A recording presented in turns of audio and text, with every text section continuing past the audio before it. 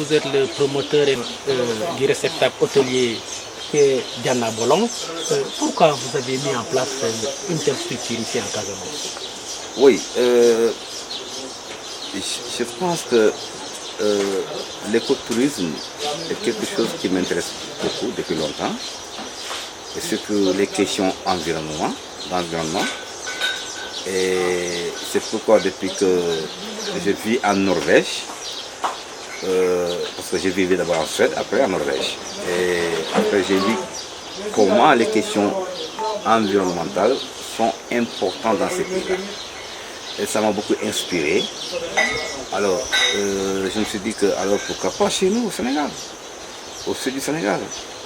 On a la nature, on a tout, on a la culture, on a tout. Et alors, on peut aussi mettre sur place ces structures pareilles. Et c'est ainsi que nous avons mis sur pied le campement écotouristique Diana Bolon, qui se situe à Kafountine, dans le village de Diana, à côté de Abéné. Et nous travaillons sur le plan de la santé culturelle. C'est-à-dire qu'on organise des voyages de santé et des voyages culturels. C'est pour connaître mieux les potentialités culturelles que nous avons ici en Casamance et aussi sauvegarder cette belle nature qui nous reste. Parce que c'est l'unique héritage du Sénégal qui nous reste, qu'il faut sauvegarder. Moussa, on sait que le conflit qui a sévi ici en Casamance pendant plus de 30 ans a eu un impact réel sur le tourisme. Vous, du côté de Kafountine, précisément du côté de Diana Bolon, avez-vous ressenti ces effets néfastes de ce conflit ici? Oui, c'est des questions qui ont été longtemps.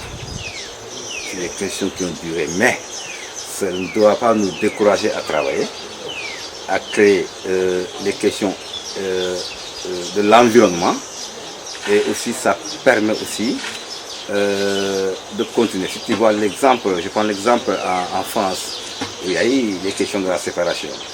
Mais malgré ça, c'est les pays les plus touristiques au monde. L'Espagne, avec les questions basques, il y a tout cela. Mais c'est les pays les plus touristiques au monde. Aux Philippines, en Thaïlande, les questions islamistes. C'est des questions qui sont là, mais ils continuent à travailler. Et ils font du tourisme. Mais nous aussi, nous avons un problème qui était là. Ça ne doit pas nous décourager de continuer à travailler et à développer notre région, notre pays. C'est pour que demain, tu vois, ça va créer une question de chômage et aussi ça va sauvegarder l'environnement. Et comment vous avez vécu cette situation dans ces dizaines d'années? Comment se présente si vous devez dresser un bilan sur le plan touristique ici à Diana Bolon ces dernières années, comment se présente? Non, chez nous, le bilan est très positif. Parce que comme on le dit, nous, vendre la promotion du Sénégal, au sud du Sénégal, c'est une question qu'on ne peut pas faire seulement dans les réseaux sociaux. Le travail doit se faire dans les pays qui ont les possibilités de voyager. Et nous, ce qu'on fait, nous faisons, nous allons dans les pays qui ont les possibilités de voyager, on fait la publicité, on vend la destination. Et ça, on ne peut pas dire, ok, on a les réseaux sociaux, on peut vendre la destination. Ça ne peut pas aller. Les questions, il faut vendre la destination dans ces pays qui peuvent nous fournir la bonne clientèle.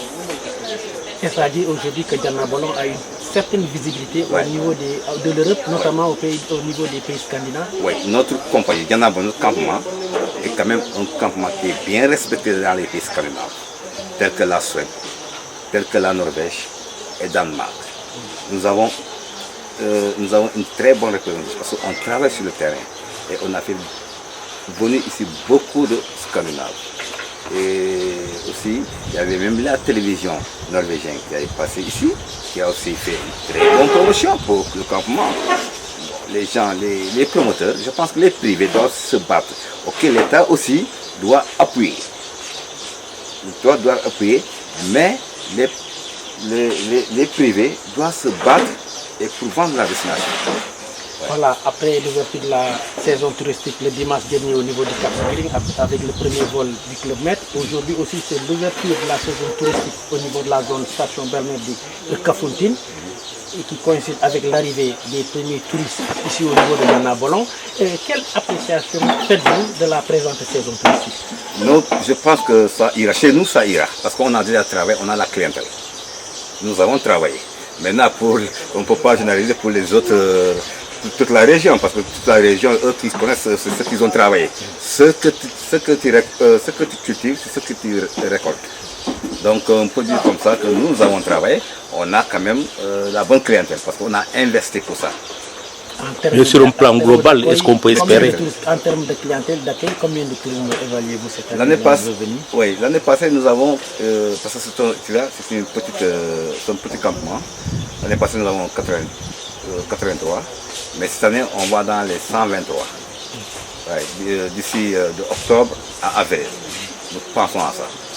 Ouais.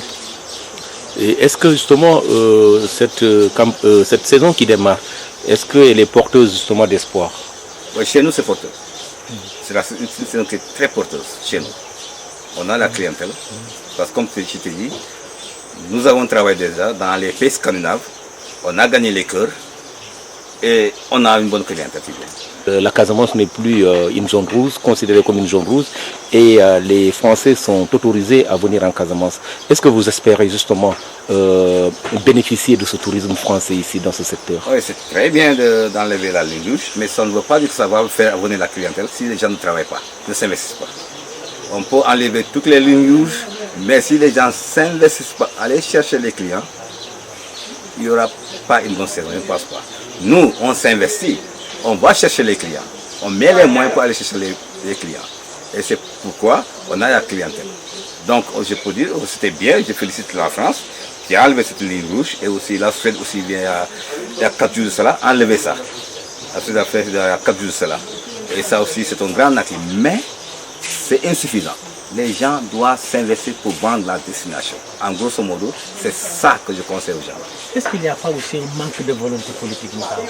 Oui, parce que vous avez une certaine expertise qui fait qu'aujourd'hui vous avez pu vendre Djannabolon, mais qu'est-ce qui bloque de l'autre côté? Le Sénégal se vend très mal, où les pays qui peuvent fournir de la clientèle, le Sénégal n'est pas connu. Ça, il faut dire. C'est-à-dire, tu vois, l'absence des autorités sénégalaises dans les pays scandinaves, il n'existe même pas. Ça, c'est vrai. Mais nous, Sénégalais qui vivent là-bas, nous essayons de se battre pour vendre le Sénégal, pour la visibilité, pour faire voir le Sénégal. On se bat.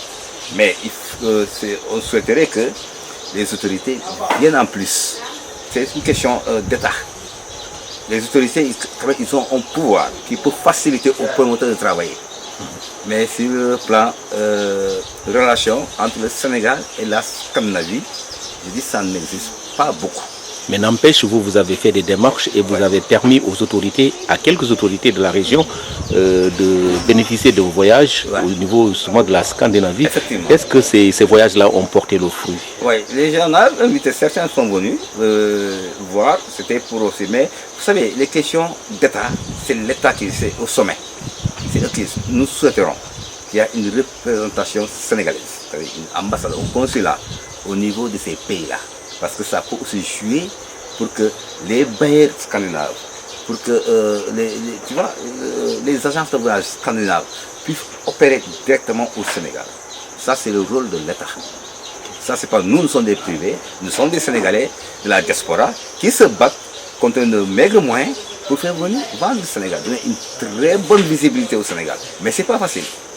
C'est pas facile. Et nous souhaitons que l'État a une bonne représentation, comme un consulat ou bien une ambassade, pour que ça peut donner un plus à vendre le pays. Pour ça, une dernière question peut-être. Bon, on sait qu'aujourd'hui la jeunesse casamançaise s'est désœuvrée, beaucoup de jeunes misent sur les touristes pour s'exiler, d'autres préfèrent prendre des risques avec les pilotes pour partir. Si vous avez un message à lancer à la jeunesse casamançaise, quel serait ce message? Nous avons toutes les possibilités ici, en Casamance. Je te dis que moi je suis né ici, j'ai grandi ici, j'ai quitté ici, ça fait même pas longtemps, quand je connais bien ici. On a toutes les possibilités pour vivre, pour créer un cadre de vie, tu vois.